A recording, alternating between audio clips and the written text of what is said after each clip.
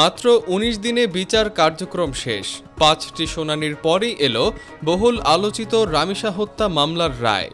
রাজধানীর পল্লবীতে ৮ বছরের স্কুল শিক্ষার্থী রামিসা আক্তারকে ধর্ষণ ও হত্যার ঘটনায় ২ আসামির মৃত্যুদণ্ড দিয়েছে আদালত।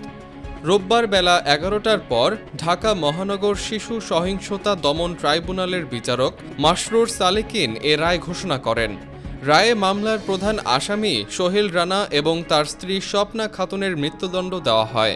রায় ঘোষণার আগে কড়া নিরাপত্তায় ২ আসামিকে আদালতে হাজির করা হয়। পরে তাদের উপস্থিতিতেই বিচারক রায় পড়ে শোনান। গত ১৯ মে পল্লবী এলাকায় প্রতিবেশী সোহেলের ঘর থেকে পপুলার মডেল হাই স্কুলের ২য় শ্রেণীর শিক্ষার্থী রামিসার মরদেহ উদ্ধার করা হয়।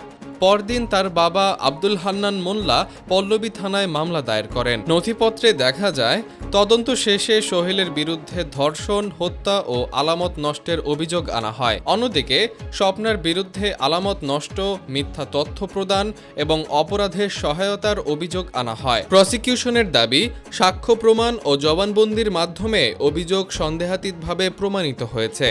তবে আসামিপক্ষ দাবি করেছে, চার্জশিট মূলত স্বীকারোক্তিমূলক জবানবন্দির উপর ভিত্তি করে তৈরি এবং হত্যাকাণ্ডে ব্যবহৃত কথিত অস্ত্রের ফরেনসিক পরীক্ষা করা হয়নি।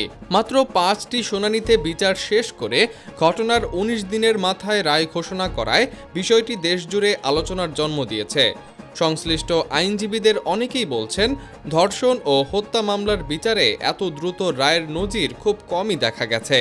রামিসার পরিবারের প্রত্যাশা ছিল দ্রুত বিচার, সেই রায় এসেছে। তবে উচ্চ আদালতে আপিলের সুযোগ এখনও রয়েছে।